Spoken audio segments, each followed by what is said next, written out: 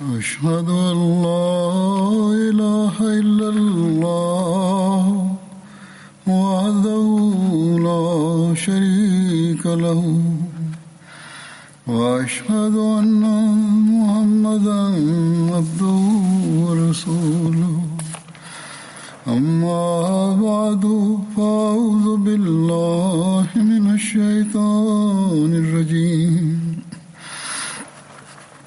بسم الله الرحمن الرحيم الحمد لله رب العالمين الرحمن الرحيم مالك يوم الدين إياك نعبد وإياك نستعين اهدنا الصراط المستقيم صراط الذين أنعمت عليهم غير المغضوب عليهم ولا الضالين.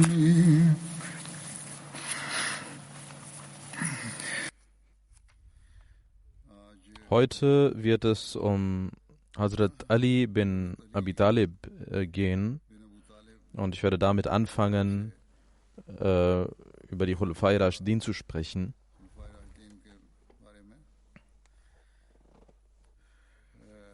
Hazrat Ali bin Abu Talib bin Abdul Muttalib bin Hashim. Sein Vater war Abd Manaf und wurde Abu Talib genannt. Die Mutter hieß Fatma bint Asad bint Hashim. Er war 10 Jahre vor dem Prophetentum des heiligen Propheten wurde er geboren. Über sein Aussehen wird berichtet, er war von mittlerer Größe, schwarze Augen, hatte ein etwas schweres Körpergewicht, breite Schultern. Die Mutter von Hazrat Ali hatte ihn Asad genannt, gemäß dem Namen ihres Vaters. Abu Talib war während der Geburt nicht da. Als er zurückkam, nannte er ihn Ali statt Asad. Hazrat Ali hatte 3 Brüder und 2 Schwestern. Talib, Aqil, Jafir waren die Brüder und die Schwestern waren Hani und Jamana. Außer Talib und Jamana hatten alle den Islam akzeptiert.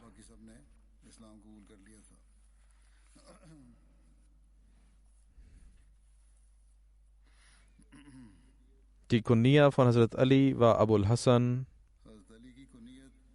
Abu Saqtain und Abu Tarab.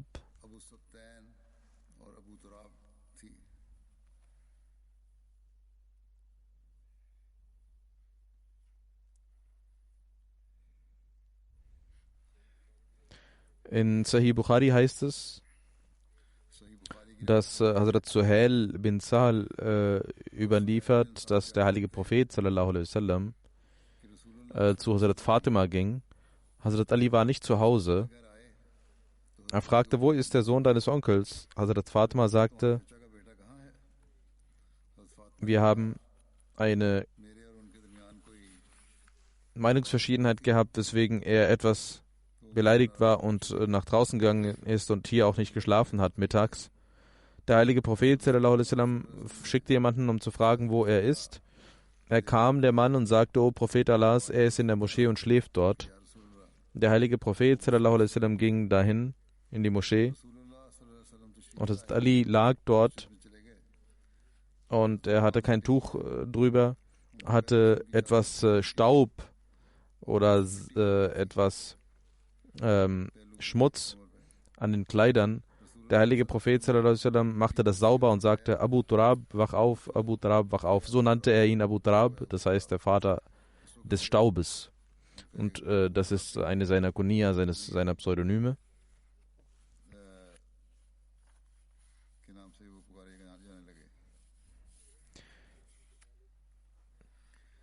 Wie kam er zum heiligen Propheten sallallahu alaihi wasallam und wurde dort aufgezogen. Es heißt, dass Mujahid bin Jabr bin Abul Hajjaj überliefert, dass die Qurayschen Schwierigkeiten waren und Hazrat Ali, gleichzeitig war das eine Segnung von Hazrat Ali. Hazrat Abu Talib war alt und der heilige Prophet sallallahu alaihi wasallam hatte er war nicht so reich und der heilige Prophet sallallahu alaihi wasallam ging zu Hazrat Abbas, seinem Bruder, also dem Onkel des heiligen Propheten, eines anderen Onkel, dem es besser ging, der reich war, und sagte: Sie sehen, wie es den Menschen geht, und Abu Talib ist auch nicht wohlhabend. Gehen Sie mit mir, damit wir den Leuten helfen und damit wir Abu Talib helfen. Ich nehme einen Sohn und nehmen Sie einen Sohn, sagte der heilige Prophet sallallahu alaihi wasallam zu Hazrat Abbas, und wir können so Abu Talib helfen. Hazrat Abbas stimmte zu. Beide gingen zu Hazrat Abu Talib und sagten: Wir wollen ihnen helfen, damit es allen besser geht. Hazrat Abu Talib sagte: Lass Aqil bei mir, sonst könnt ihr machen, was ihr wollt. Der heilige Prophet sallallahu alaihi wasallam nahm die Hand von Hazrat Ali und nahm ihn mit. Und Hazrat Abbas nahm Jafar mit. Hazrat Ali blieb beim heiligen Propheten sallallahu alaihi wasallam, bis Allah dem heiligen Propheten sallallahu alaihi wasallam das Prophetentum gab. Danach schloss sich Hazrat Ali ihm an, glaubte an ihn und bestätigte ihn. Und Hazrat Jafar, der bei Hazrat Abbas war, blieb dort, bis auch Hazrat Jafar den Islam annahm. Und Hazrat Abbas und er dann unabhängig von Hazrat Abbas auch weiterlebte. Das steht in Tabari und das ist weiter kommentiert worden.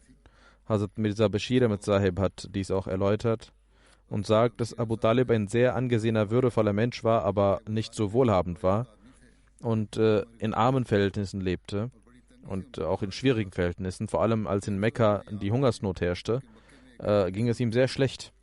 Der heilige Prophet sallallahu alaihi wasallam sah diesen Schmerz seines Onkels und ging zu seinem anderen Onkel Hazrat Abbas und sagte eines Tages: O Onkel, Ihr Bruder Abu Talib, ihm geht es nicht gut. Wie schön wäre es doch, wenn seine Söhne wir uns aufteilen, wenn Sie einen Sohn nehmen und ich einen Sohn nehme. Abbas stimmte dem zu und beide gingen zu Abu Talib und stellten diese Bitte vor ihm. Er liebte Aqil sehr, seinen Sohn Aqil, und sagte: Lasst Aqil bei mir und nehmt den Rest mit, wenn ihr möchtet. Jafar Abbas nahm Jafar mit und der heilige Prophet Muhammad sallallahu alaihi wasallam nahm Ali mit. Hazrat Ali radhiyallahu anhu war ungefähr 6 oder 7 Jahre alt zu der Zeit. Danach blieb Hazrat Ali beim heiligen Propheten sallallahu alaihi wasallam.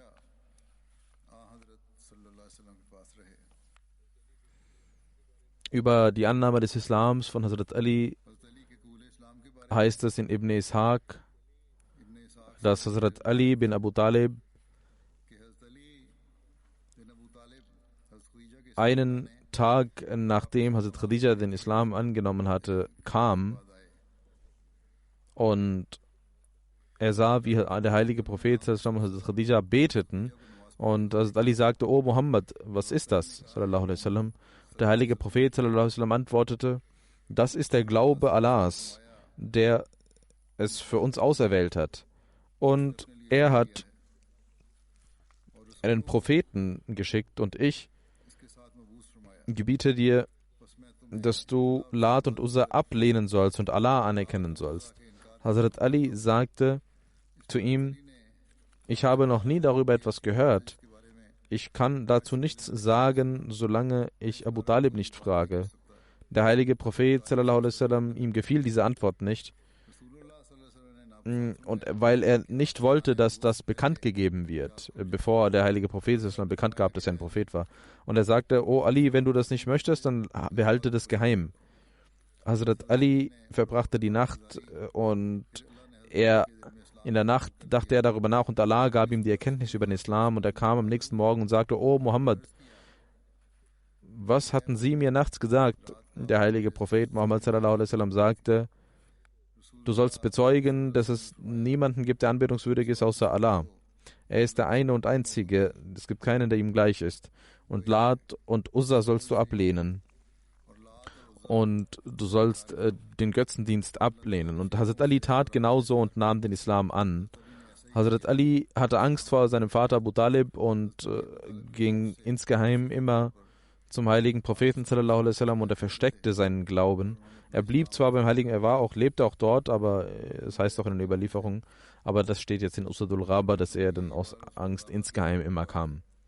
Nach Hazrat Khadija war Hazrat Ali derjenige, der den Islam annahm. Damals war er 13 Jahre alt, gemäß anderen Überlieferungen 15, 16 oder 18 Jahre alt. Die Historiker haben auch darüber diskutiert, wer der Erste unter den Männern war, Hazrat Abu Bakr oder Hazrat Ali oder Hazrat Zaid. Einige schlagen die Lösung vor, dass unter den Kindern Hazrat Ali und unter den Erwachsenen Hazrat Abu Bakr die Ersten waren, unter den Sklaven Hazrat Zaid. Hazrat Mirza Bashir Ahmad Sahib hat auch seinen Standpunkt dazu vorgebracht und er sagt, dass nach Hazrat Khadija unter den Männern die Historiker sich uneins sind, wer den Islam annahm. Einige sagen Abu Bakr, Abdullah bin Abi Quhafa, andere sagen Ali, der 10 Jahre alt war zu der Zeit, und andere sagen, dass der befreite Sklave des heiligen Propheten Zaid bin Harisa der Erste war. Aber ich glaube, dass das eine unsinnige Diskussion ist, weil Hazrat Ali und Zaid bin Harisa Familienmitglieder des heiligen Propheten waren und wie seine Kinder mit ihm lebten. Der heilige Prophet, wenn er etwas sagte und sie daran glaubten, dann war das wahrscheinlich nicht einmal nötig, dass sie dem zustimmen mussten, sondern sie waren Familienmitglieder. Insofern braucht man diese Namen nicht mit einzubeziehen. Und weil das überhaupt keinen Unterschied macht, weil der heilige Prophet seine Familie war. Und von dem Rest war Abu Bakr ganz sicher der Erste und der Erste, der den Glauben annahm. Hazrat Muslim Maud anhu sagt, dass Allah Hazrat Moses einen Helfer gab, aber schaut auf die Erhabenheit des heiligen Propheten, dass er ohne zu fragen einen Helfer bekam. Hazrat Muslim Maud anhu redet über Hazrat Khadija und sagt, dass Hazrat Khadija eine Helferin des heiligen Propheten war.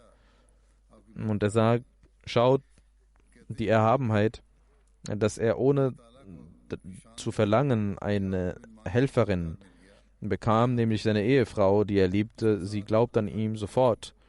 Da jeder Religionsfreiheit besitzt und nicht glauben muss, niemand kann jemanden zwingen, an etwas zu glauben. Deswegen war es auch möglich, dass als der heilige Prophet von der ersten Offenbarung mit Hazrat Khadija sprach, dann war es nicht selbstverständlich, dass sie sich ihm anschloss. Sie hätte auch sagen können, ich werde darüber nachdenken, aber sie zögerte keinen Augenblick und ohne zu zögern und nachzudenken, stimmte sie ihm zu. Und diese Sorge, dass Khadija ihm vielleicht nicht sich anschließen würde, löste sich auf und Hazrat Khadija war diejenige, die als erstes glaubte. Allah saß auf dem Thron und sagte, Alayhisallahu bikafin abda. O Muhammad sallallahu alaihi wasallam, du liebst Khadija und liebtest Khadija und du dachtest, dass Khadija dich vielleicht verlassen wird und du warst besorgt, dass Khadija, ob sie an dir glaubt oder nicht, aber haben wir denn nicht dein Bedürfnis erfüllt?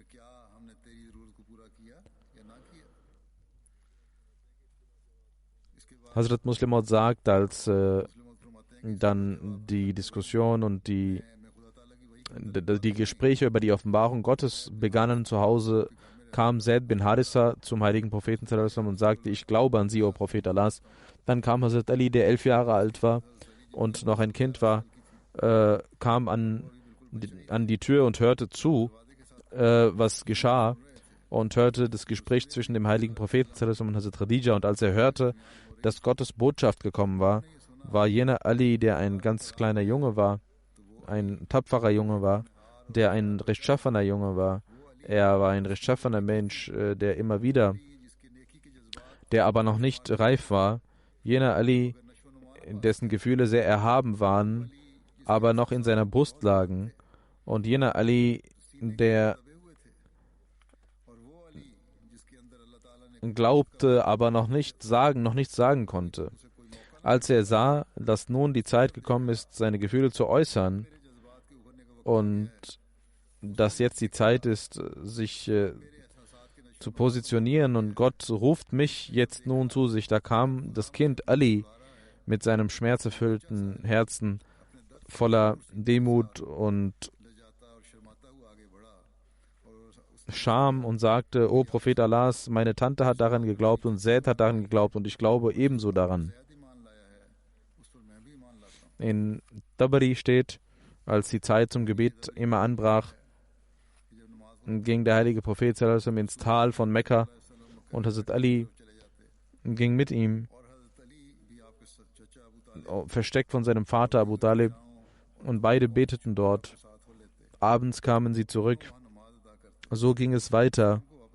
Einmal sah Abu Talib, wie sie beteten, und fragte den heiligen Propheten sallallahu alaihi wasallam: O mein Neffe, was ist das für ein Glaube, dem du folgst, den du befolgst? Und der heilige Prophet sallallahu alaihi wasallam sagte: O mein Onkel, das ist der Glaube Allahs und der Glaube seiner Engel und der Glaube seiner Propheten.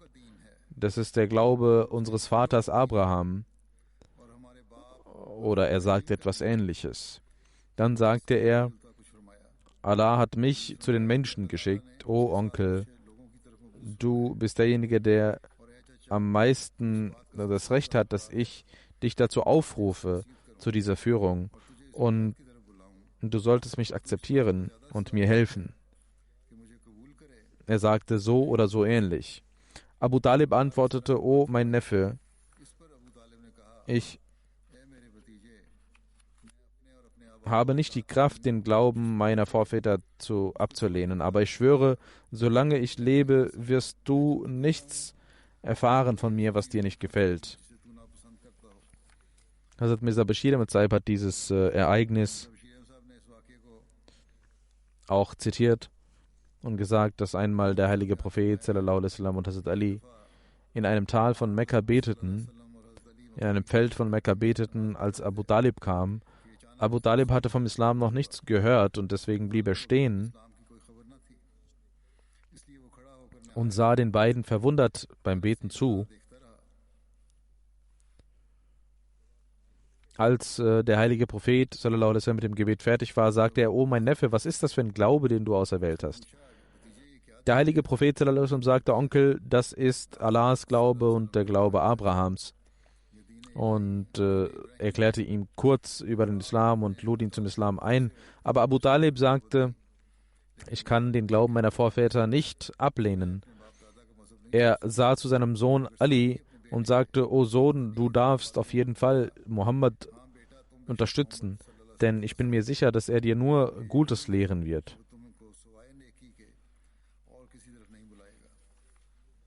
Gemäß dem Gebot Allahs hatte der heilige Prophet sallallahu alaihi wasallam und seine Familienmitglieder eingeladen zum Islam. Bara bin Azim überliefert, als der heilige Prophet sallallahu alaihi wasallam den Vers offenbart bekam: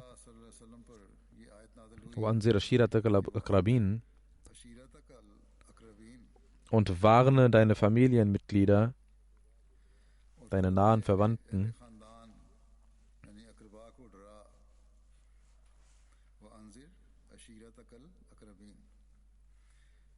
Da sagte der heilige Prophet sallallahu alaihi wasallam: O Ali, bereite Ein Sa oder ein Mud, das sind Maßstäbe, mh, Gewichtsmaßstäbe, vielleicht 2,5 Kilo, Fleisch vor. Und das heißt auch, dass in Kufa und Irak die Gewichtseinheiten anders waren. Jedenfalls war das ein wenig Fleisch für die Familie, für die gesamte Familie, also die Großfamilie, ein wenig Fleisch, und er sagte, bereite ein Glas Milch vor und versammle alle Söhne, alle Kinder von Abdul Muttalib. Das waren 40 Familienmitglieder, vielleicht ein, zwei mehr oder weniger. Abu Talib, Hamza, Abbas, Abu Lahab waren auch anwesend. Und er sagt, ich gab ihnen Essen. Der heilige Prophet sallallahu alaihi wasallam nahm ein Stück Fleisch und zerschnitt es mit den Zähnen, und um Segnung zu geben, und sagte zu allen, esset im Namen Gottes. Und sie aßen. Ich schwöre bei Gott, sagt der Überlieferer, es hätte nur eine Person essen können, aber alle aßen davon. Dann sagte der heilige Prophet sallallahu alaihi wasallam zu Ali, jetzt lasst alle trinken, und alle tranken. Ich schwöre bei Allah, eine Person hätte das nur trinken können, aber alle tranken davon. Als der heilige Prophet sallallahu alaihi wasallam beabsichtigte, nun zu reden, sagte Abu Lahab schnell, fang an zu sprechen und sagte, schau, was für ein Zauberer er ist. Und alle zerstoben sich und gingen weg, und der heilige Prophet sallallahu alaihi wasallam konnte nichts sagen. Am nächsten Tag sagte der heilige Prophet, O Ali, das Essen und das Trinken, was du gestern vorbereitet hast, tu das noch einmal. Und ich tat es noch einmal, sagt Ali. Und ich versammelte sie. Der heilige Prophet sallallahu alaihi wasallam machte ein weiteres Mal genauso wie gestern, dass er das Essen segnete, und sie saßen und tranken, bis sie satt waren. Dann sagte der heilige Prophet sallallahu alaihi wasallam, O ihr Kinder von Abdul Muttalib, ich kenne keinen Jugendlichen von Arabien, der eine bessere Botschaft gebracht hätte wie ich. Ich, jungen Mann, der eine solche Botschaft gebracht hätte, ich habe die Botschaft von Gott und des jüngsten Tages gebracht. Alle, sagt Hazrat Ali, blieben ruhig, als der heilige Prophet fragte, wer wird mir helfen? Und Hazrat Ali sagt, ich sagte, O Prophet Allahs, ich bin der Jüngste, aber ich werde ihnen helfen. In Sirat Khatam Nabiyyin steht, und Hazrat Mirza Bashir Ahmad Sahib hat geschrieben, der heilige Prophet sallallahu alaihi wasallam sagte zu Hazrat Ali, bereite Essen vor und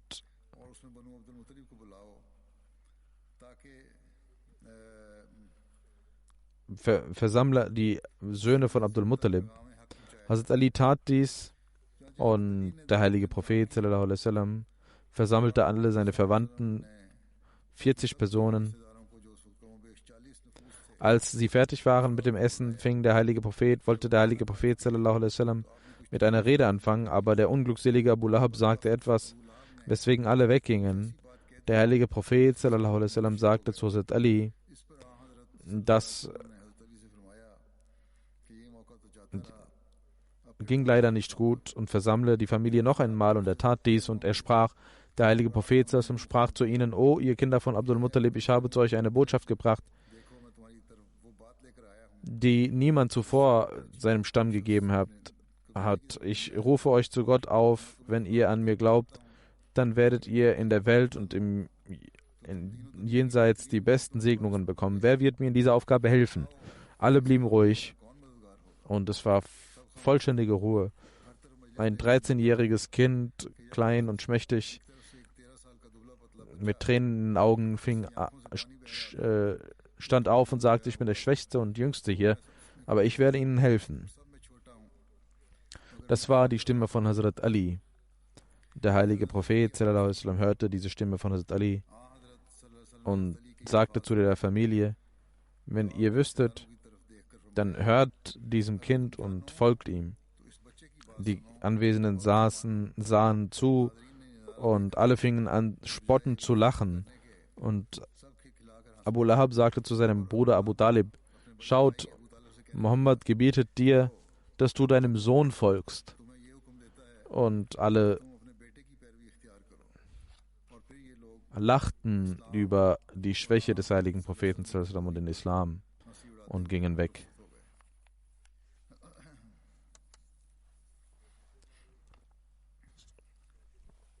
Hazrat Muslim Maud radhiyallahu anhu erzählt darüber.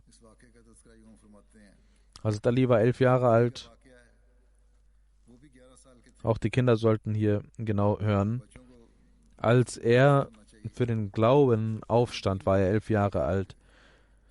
Der heilige Prophet lud seine Familie ein und lud die großen Fürsten ein und gab ihnen Essen und stand auf und sagte, ich möchte etwas sagen. Und alle gingen weg. Als Ali dies sah, ging er zum heiligen Propheten und sagte, O Bruder, was haben Sie gemacht? Sie wissen, dass das weltliche Menschen sind. Sie hätten ihnen erst die Botschaft geben sollen und dann Essen geben sollen. Sie alle haben gegessen und sind weggegangen, weil sie nur essen wollen. Und wenn sie vorher gesagt hätten, dann wären sie sitzen geblieben 2 Stunden lang und hätten dann gewartet auf das Essen. Der heilige Prophet tat dies dann genauso am nächsten Tag. Er lud sie ein zum Essen, aber er erzählte erst und dann gab er ihnen Essen. Und dann stand auf und sagte, O ihr Menschen, ich habe euch die Botschaft Gottes überbracht. Gibt es jemanden, der mir helfen wird und mein Helfer sein wird? Alle großen Fürsten waren dort und blieben ruhig. Nur Ali stand auf und sagte, O mein Vetter oder Sohn meines Onkels, ich werde dir helfen. Und der heilige Prophet sagte, das ist ein Kind, und stand wieder auf und sagte, gibt es jemanden, der mir helfen wird? Alle Erwachsenen blieben sitzen und dieses 11-jährige Kind stand auf und sagte, oh mein Vetter, ich bin doch da und werde dir helfen. Der heilige Prophet dachte, dass vor den Augen Gottes dieses Kind 11 Jahre alt ist. Aber er ist der Erwachsenste von ihnen und alle anderen sind Kinder, die nicht antworten. Und er schloss sich ihm an. Und Ali blieb bis zuletzt beim heiligen Propheten und war auch sein Kalif und legte den Grundstein für den Glauben. Und so hat Allah auch die Nachkommen des heiligen Propheten und die Nachkommen von Ali zu rechtschaffenen Menschen gemacht, und es gab 12 Imame unter seinen Nachkommen. Hazrat Muslim Maud erzählt über Hazrat Ali und sagt, als Hazrat Ali an den Islam glaubte, war er ein Kind. Und er glaubte daran, weil er wusste, obwohl er wusste, dass er Schwierigkeiten erleiden würde, dass er Opfer darbringen würde. Selbst sein Leben müsste er auf dem Wege Allahs eventuell opfern. In den Ahadith heißt es, dass der heilige Prophet in den ersten Tagen seines Prophetentums eine Einladung an die Familie richtete, wo er die Kinder Abdul Muttalibs einlud, um ihnen die Botschaft zu geben. Viele Verwandten nahmen daran teil. Als alle gegessen hatten, wollte der heilige Prophet eine Rede halten, aber Abu Lahab ließ die Menschen weggehen. Und der heilige Prophet war verwundert, dass sie gegessen hatten, aber nicht zuhören wollten. Also der heilige Prophet war aber nicht verzweifelt, sondern sagte zu Ali, lad sie noch einmal ein. Und man lud sie noch einmal ein. Als sie satt waren, stand der heilige Prophet auf und sagte, schaut, welche Segnung Allah auf euch hat, dass er euch einen Propheten geschickt hat. Ich lade euch ein zu Gott, wenn ihr an mir glaubt, dann werdet ihr die Segnungen dieser Welt und der nächsten erhalten. Will mir jemand helfen? Alle blieben ruhig. Und ein Kind stand auf und sagte, ich bin der Jüngste und Kleinste, aber ich werde ihnen helfen. Das war Hazrat Ali, der damals sagte, dass er ihm helfen wird. Über die Opferbereitschaft von Ali bei der Auswanderung des heiligen Propheten heißt es, dass die Mekkaner als sie sich zusammentaten und den heiligen Propheten sallallahu töten wollten, bekam der heilige Prophet sallallahu davon mit und Allah gebot ihm, nach Medina zu gehen und er bereitete sich dafür vor und er sagte zu Hazrat Ali, dass er im Bett des heiligen Propheten sallallahu schlafen solle. Hazrat Ali nahm das Tuch, das rötliche Tuch des heiligen Propheten sallallahu, das er in der Regel nahm, und die Götzendiener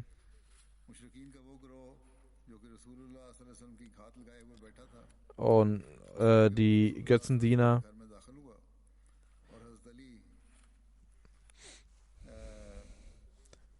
gingen ins Haus des heiligen Propheten sallallahu alaihi wasallam. Als sie hineingingen, sahen sie, dass das Ali ist und fragten, wo ist dein Freund, der heilige Prophet sallallahu alaihi wasallam? Hazrat Ali sagte, ich weiß es nicht. Bin ich etwa der Hüter des heiligen Propheten, von Mohammed? Ihr habt gesagt, dass er gehen soll und er ist gegangen. Sie schlugen ihn und nahmen ihn zur Khane Kaaba mit, nahmen ihn gefangen und befreiten ihn dann später. In einem anderen Buch heißt es, der Geschichte, dass 3 Tage nachdem der heilige Prophet sallallahu weg war, kam Hazrat Ali nach, indem er allen ihr Geld und die Dinge, die sie dem heiligen Propheten anvertraut hatten, zurückgegeben hatte, nach Medina.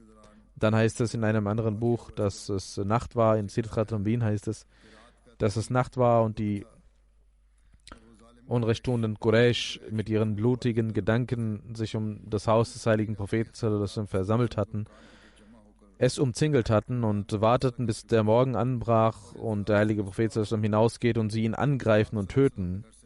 Der heilige Prophet hatte einige Dinge von den Kuffaren noch bei sich liegen, weil trotz der Gegnerschaft sie dem heiligen Propheten ihre Dinge gaben, um diese zu beschützen, aufgrund der Treuhandschaft, aufgrund der Integrität des heiligen Propheten. Und Hazrat Ali der heilige Prophet wies Hazrat Ali an, nicht Mekka zu verlassen, bis er diese Amanats nicht zurückgegeben hatte und das Anvertraute nicht zurückgegeben hatte. Und er sagte, dir wird nichts passieren, bleib du in meinem Bett. Er legte sich hin und der heilige Prophet gab ihm das Tuch und mit dem Namen Allahs ging er aus dem Haus hinaus, obwohl es umzingelt war. Aber sie dachten nicht daran, dass der heilige Prophet sallallahu alaihi wasallam nachts schon rausgehen würde. Und sie kümmerten sich nicht drum, sahen nicht. Der heilige Prophet sallallahu alaihi wasallam ließ Staub auf ihre Köpfe werfen und ging durch sie hindurch und sie erfuhren nichts davon. Der heilige Prophet sallallahu alaihi wasallam ging schnell, aber leise durch Mekka und nach kurzer Zeit ging er von Mekka hinaus bis zur Höhle von Saur. Mit Hazrat Abu Bakr hatte er dort sich verabredet gehabt, was passieren würde, was sie machen würden. Und er kam zu ihm, schloss sich ihm an. Ghar Saur ist eine heilige Stätte im Islam aufgrund dieses Ereignisses. Und 3 Meilen von Mekka auf der anderen Seite, nicht auf der Seite in Richtung Medina, sondern auf der anderen Seite, ist diese Höhle und das ist ein sehr schwieriger Weg. Es ist nicht in Richtung Medina, sondern auf der anderen Seite, auf der gegenüberliegenden.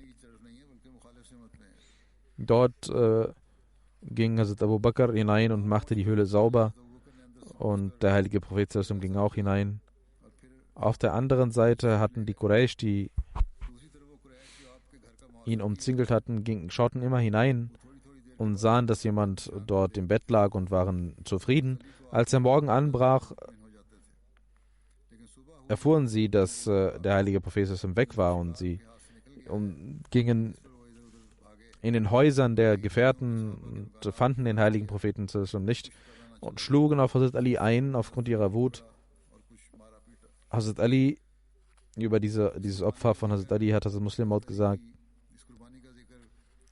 Der heilige Prophet sallallahu alaihi wasallam ging aus seinem Haus und hatte Hazrat Ali in sein Bett niedergelegt. Es gab keine Betten. Auch heutzutage gibt es keine Betten dort, sagt also Muslim Maud. Das heißt in einigen Überlieferungen, dass er ihn in das Bett legte, aber das war kein Bett, sondern das war auf dem Boden. Als der heilige Prophet sallallahu alaihi wasallam nachts durch die Menschen ging, gingen einige, sahen sogar einige, aber dachten, dass das jemand anderer ist, der gekommen ist, um vielleicht ihn zu treffen und nun zurückgeht. Der Grund war, dass der heilige Prophet sallallahu alaihi wasallam sehr mutig war und überhaupt keine Angst hatte. Und sie dachten, dass er nicht so mutig sein könne, jetzt rauszugehen. Das muss ein anderer Mensch sein, der gekommen war. Und sie schauten durch die Tür, um sich zu vergewissern, ob der heilige Prophet noch drin ist. Und sie sahen, dass ein Mensch dort liegt und dachten, dass dies der heilige Prophet sallallahu alaihi wasallam ist. Die ganze Nacht blieben sie dort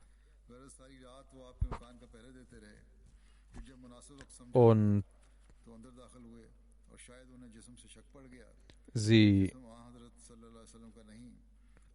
sahen, dass es jemand anderer war und dass es Hazrat Ali war und nicht der heilige Prophet sallallahu alaihi wasallam.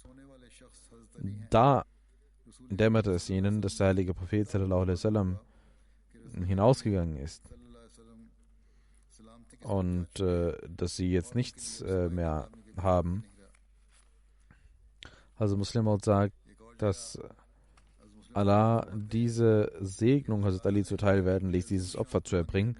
Als der heilige Prophet sallallahu alaihi wasallam nachts sein Haus verlassen wollte, hatte er zu Hazrat Ali gesagt, bleibe in meinem Bett, in meinem Platz, damit die Ungläubigen, wenn sie hineinsehen, sehen, dass jemand liegt und sie mich nicht verfolgen.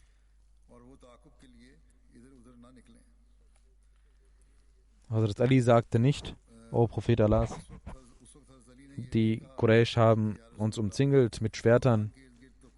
Wenn sie morgens erfahren, dass sie weg sind, dann werden sie mich töten. Das sagte er nicht, sondern er war sehr tapfer und sehr ruhig und legte sich auf das Bett und nahm das Tuch vom heiligen Propheten, als der Morgen anbrach und die Quraysh sahen, dass der heilige Prophet sallallahu alaihi wasallam nicht dort liegt, sondern Hazrat Ali dort liegt, waren sie voller Zorn und schlugen auf Ali ein, aber sie konnten nichts tun, denn Gottes Vorhersehung ging in Erfüllung und der heilige Prophet sallallahu alaihi wasallam war sicher auf dem Weg von Mekka hinaus. Hazrat Ali wusste nicht, dass aufgrund dieses Glaubens ihm so viele Segnungen gegeben werden würden. Allah wusste, dass aufgrund dieser Opferbereitschaft nicht nur Ali Würde erlangen würde, sondern seine Kinder Würde und Ehre erlangen würden. Und die erste Segnung, die Allah Hazrat Ali gab, war, dass er der Schwiegersohn des heiligen Propheten wurde. Die zweite Segnung war, dass er im Herzen des heiligen Propheten so viel Liebe war, dass er ihn immer wieder pries.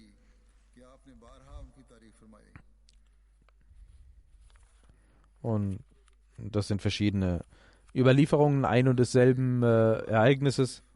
Das ist immer ein Ereignis, aber es ist immer interessant, die verschiedenen Aspekte zu präsentieren. Der Grund ist, damit alle Details und alle Erklärungen und auch die neuen Dinge herauskommen und man davon lernen kann, verschiedene Aspekte sehen kann.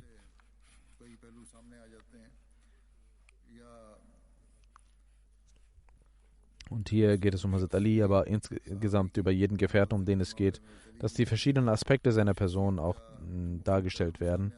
Die Beziehung des heiligen Propheten zu dem jeweiligen Gefährten etc. Es scheint immer zu sein, dass es ein und dasselbe Ereignis ist, aber es sind verschiedene Art und Weisen, diese zu präsentieren, deswegen tue ich das. Und wir haben auch über Hazrat Ali die verschiedenen Dinge erfahren. Das wird jetzt auch weitergehen in der nächsten Freitagsansprache, inshallah.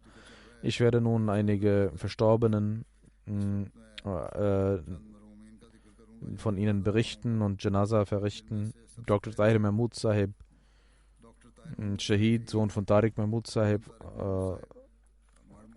Er wurde am 20. November von den Gegnern der Ahmadis nach dem Freitagsgebet letzten Freitag getötet und zum Märtyrer gemacht. Inna lillahi wa inna ilaihi raji'un. Es wurde auf ihn geschossen. Das heißt, dass der Shahid mit seinem Vater Tariq Mahmud Sahib und weiteren Familienmitgliedern am 20. November zu seinem Onkel Daya Muhammad Nafis Sahib ging für das Gebet. Um 2:30 wollte er nach Hause und in der Gasse war ein 16-jähriger Junge, Mehed, der bewaffnet war und er schoss auf ihn. Und Dr. Tahir Mahmud Sahib verstarb. Inna lillahi wa inna ilaihi raji'un. Er war 31 Jahre alt. Sein Vater Tariq Mahmud Sahib, 55 Jahre alt, er ist Sekti Mal und Ex-Sadr von dort und er wurde auch getroffen und ist im Krankenhaus. Im Kopf wurde er angeschossen. Sein Onkel Sadr Jamaat Nafis Sahib und Nair Mahmud Sahib, Zaim Khudamul Ahmadiyya, 26 Jahre alt, wurden auch verletzt und waren im Krankenhaus. Und ihnen geht es besser, aber der Vater des Verstorbenen ist stärker verwundet. Und der Angreifer wurde festgenommen, als er zum 3. Mal schießen wollte. Das ist eine weitere Form der Feindschaft, die dort nun zum Vorschein gekommen ist. Das Jungen rekrutiert werden und damit man sagen kann, das sind keine erwachsenen Leute und man soll sie nicht bestrafen oder nur milde bestrafen. Es sind verschiedene Wege, die sie annehmen und sie sagen, dass wir überhaupt keine Tyrannei begehen, dass wir überhaupt nicht die Ahmadis verfolgen, sagen sie. Auf der anderen Seite sehen wir, dass Ahmadis getötet werden und auch einige Offiziere der Regierung, einige Würdenträger der Regierung mit involviert sind und möge Gott die Menschen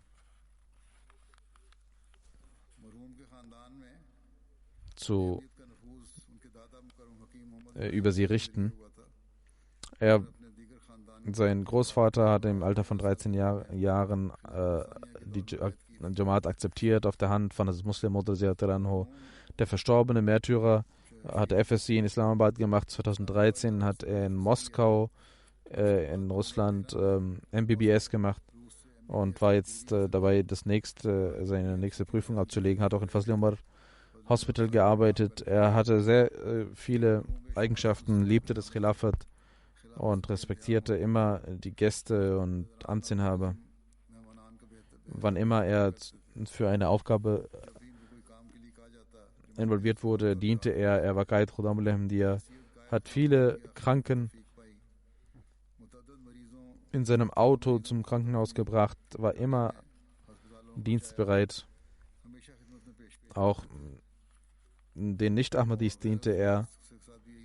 Viele Nicht-Ahmadi-Menschen, gut rechtschaffene Nicht-Ahmadi-Menschen kamen und waren sehr traurig, bekundeten ihre Trauer aufgrund seines Versterbens. Und man hatte auch das Geschäft seines Großvaters verbrannt vor einigen Jahren. Vor einigen Tagen hatte ein Feind den Vater des Verstorbenen bespuckt. Und solche Dinge passierten täglich. Aber sie waren sehr standhaft dort. Sadakat Ahmad Sahib, Muballigh, St. Petersburg, Russland, sagt, dass er in Kasan in Russland auch gelebt hat, der Verstorbene, um zu studieren, und ging zurück nach Pakistan, nachdem er Medizin studiert hatte. Dr. Tahir Mahmud Sahib hat mit der Jamaat einen sehr innigen Kontakt gehabt, sagt er. Er kam immer zum Jumma-Gebet und zahlte die Chanda. Und trotz dessen, dass er weiter weg lebte im Hostel, Studentenwohnheim, kam er immer wieder und nahm an dem Programm der Jamaat teil. Und Er war ein sehr intelligenter Student. Er lernte in Englisch, aber er studierte zwar in Englisch, aber konnte dann auch Russisch aufgrund seines persönlichen Interesses. Im Studentenwohnheim in Kasan hatte er gesagt, dass er ein Ahmadi ist und hatte auch Feindschaft dort, weil auch einige pakistanischen Studenten dort waren, die die Jamaat verfolgten. Aber wann immer er die Möglichkeit hatte, machte er Tabligh. Und der Mubaligh sagt, dass er in Pakistan war und dass er nach Rabwa auswandern wollte und dort auch ein Haus gebaut hatte, weil dort viel Feindschaft war. Farid Abramigov, ein Ahmadi aus Kasan, sagt, dass er sehr schnell Russisch lernte. Ein sehr liebevoller Mensch war er und hatte immer ein Lächeln im Gesicht.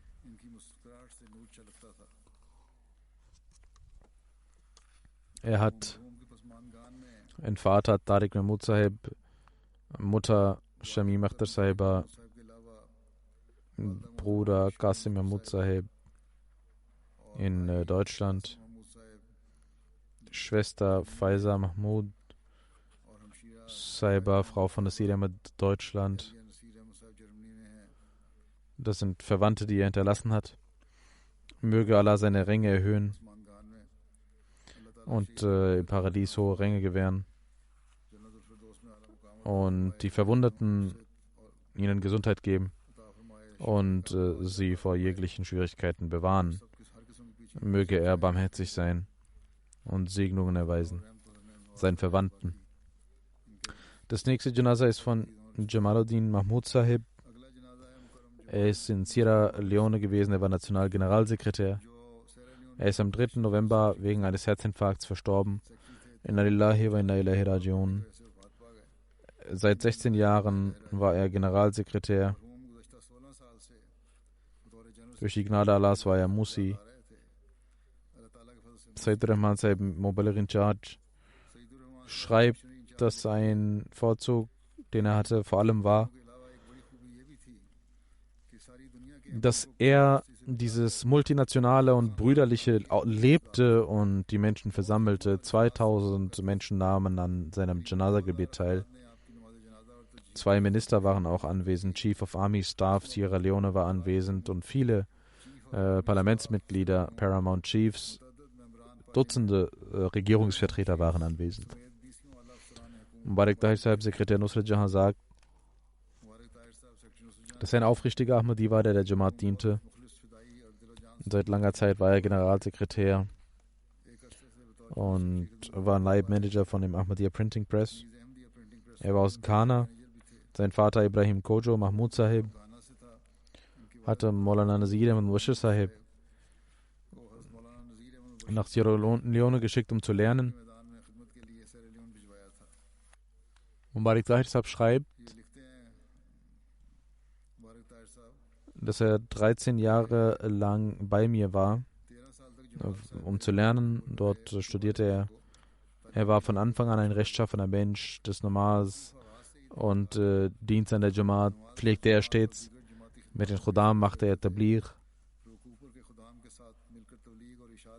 Usman Tali Sahib, in charge Rakim Press Sierra Leone, sagt, Jamaluddin Mahmud Sahib war vor mir schon dort anwesend und war in charge. Ich habe 12 Jahre lang mit ihm gearbeitet. Niemals hat er mir das Gefühl gegeben, dass ich weniger erfahren wäre, sondern respektierte immer mehr und sagte, Sie sind Mubaligh und Sie sind hier ernannt worden von Khalifatul Masih. Und es geschah nie, dass er mir nicht gehorchte. Er hatte extrem Gehorsam. Wenn man ihm etwas sagte, tat er dies sofort.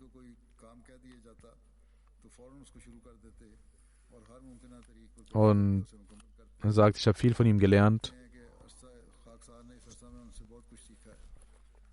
Täglich verrichtete er das Namaz Tahajjud, die 5 Gebete mit großer Schönheit,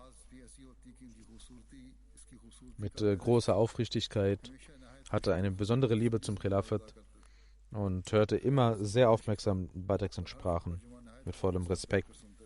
Dann schreibt er weiter, dass gemäß der Kultur von Sierra Leone hat Jamal sehr viele Kinder bei sich zu Hause gehabt und ihnen Bildung gegeben und sie denken immer an ihn. Naveed Qamar Sahib Murabi Silsila sagt, dass er immer für Tariqa Jadid und für Jadid auch von seinen Älteren aus zahlte, den Verstorbenen aus, und wenn er immer in sein Dorf zurückkam, ging er immer in die Moschee. Zwischen Maghrib und Isha lehrte er den Menschen die Lehren der Jamaat und über die Segnungen des Khilafats.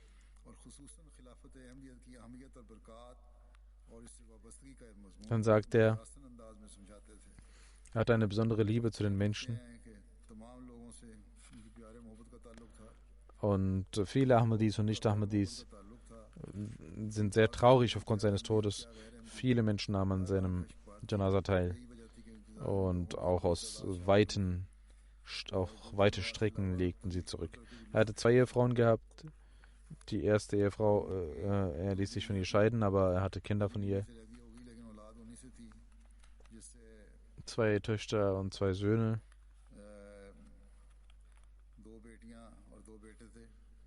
Ein Kind ist verheiratet, eine Tochter ist verheiratet in Australien. Der Rest ist 2 Kinder sind in Ghana, einer in Sierra Leone und studieren dort. Von der zweiten Ehefrau hat er keine Kinder. Möge Allah seine Ränge erhöhen, ihm vergeben, Barmherzigkeit erweisen und auch seinen Kindern die Kraft geben, seinen frommen Taten fortzusetzen. Das nächste Janaza ist von Amtus Salam Sahiba, Frau von Chaudhry Salahuddin Sahib Marhum Sabik Nazim Jaidad und Justiziar der Jamaat. Sie ist in den letzten Tagen verstorben, am 19. November, Inna lillahi wa inna ilaihi raji'un. Chaudhry Salahuddin Sahib, ihr Ehemann, war der Sohn von einem Gefährten des Feist Messias al-Islam, der Enkel des Gefährten des Feist Messias al-Islam. Sein Großvater und seine Großmutter waren Gefährten. Sein Sohn Naimuddin Sahib sagt, viele Dinge haben eine große Auswirkung gehabt auf mich. Viele Dinge meiner Mutter haben eine große Auswirkung gehabt, nämlich die Gebete vor allem. Das war etwas, was ganz besonders war, dass sie auf unsere Gebete achtete.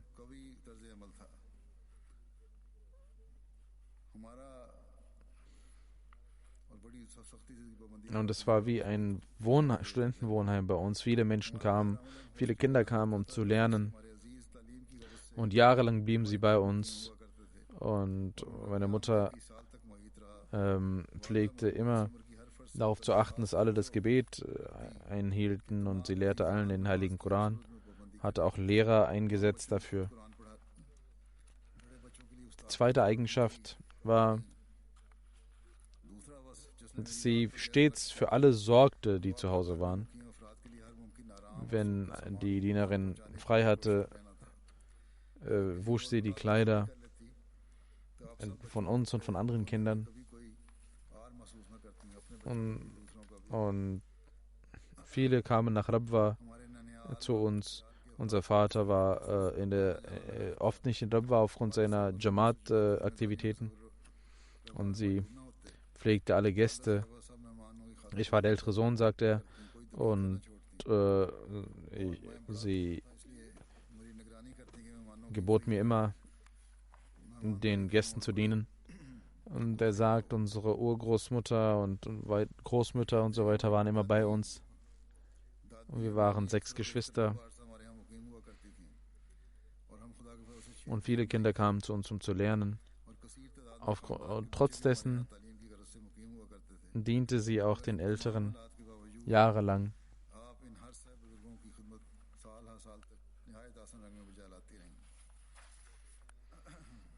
Auf der Jalsa Salana gab es 80 oder 90 Gäste immer bei uns zu Hause, für die sie sorgte. Es gab Zelte, die wir aufstellten, und wir gaben Bettlaken und Essen, und unsere Eltern sorgten sich um die Gäste. Ohne Ausnahme haben alle ihre Liebe und ihre Gastfreundschaft gepriesen.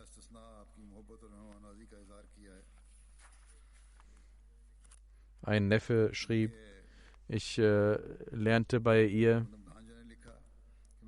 und sie gab uns immer rechtzeitig Essen, immer frisches Essen, Paratha und Joghurt zum Frühstück, immer frisches Essen, auch die anderen Kinder, die sie versorgte, obwohl sie auch eigene Kinder hatte.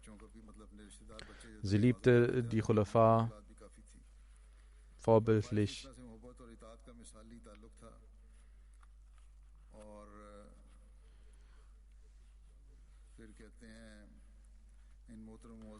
Ihre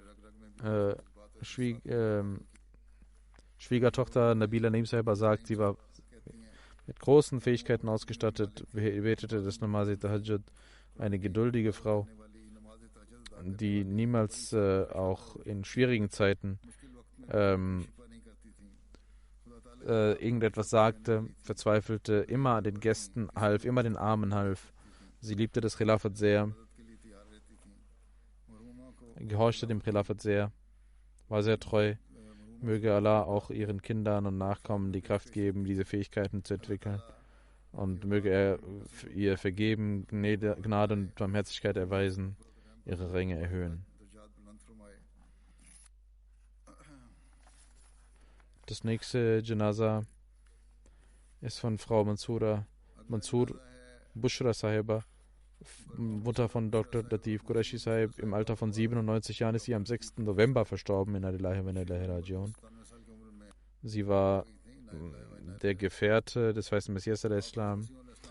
Sie war eine Nachkomme von Munshi Riaz Ali Kapoor Talvi und beide Großväter waren Gefährten. Während der Kindheit hat sie auch eine Zeit mit Hazrat Ammajan verbracht. Trotz ihres hohen Alters und weil sie trotz ihrer Demenz betete sie stets auch im hohen Alter und war eine treue Frau und hörte die Khutbah, war Musia durch Gnade Allahs. Dr. Latif Qureshi Sahibs Mutter war dies. Sie ist auch in den letzten Tagen ist Qureshi Sahib und ihre Frau sind verstorben. Dr. Sahib und seine Frau haben ihr auch sehr gedient. Und sie verstarben aber vorher schon. Ihre Enkelin Ismat Mirza sagt, meine Großmutter war eine aufrichtige Dienerin des Khilafats der Jamaat. Ich habe niemanden gesehen, der noch mehr den Koran liebt wie sie. Eine sehr liebevolle, ruhige Frau. Möge Allah ihr vergeben, ihre Ränge erhöhen. Nach dem Jumma-Gebet werde ich das Namaz Janaza dieser Verstorbenen verrichten, inshallah.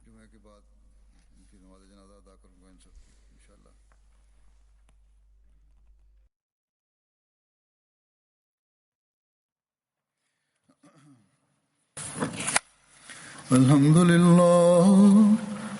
لله نحمده ونستعينه ونستغفره ونؤمن به ونتوكل عليه ونعوذ بالله من شرور أنفسنا ومن سيئات أعمالنا من يهده الله فلا مضل له ومن يضلله فلا هادي له